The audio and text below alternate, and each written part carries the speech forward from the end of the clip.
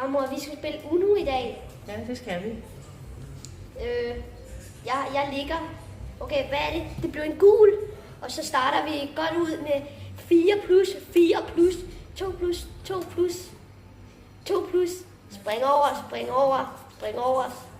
5, 5, 5, 5. Ej. Jeg har 2 kort tilbage. Snart Uno.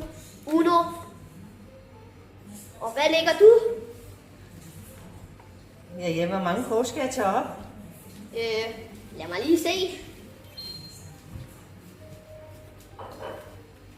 2, 4, 6,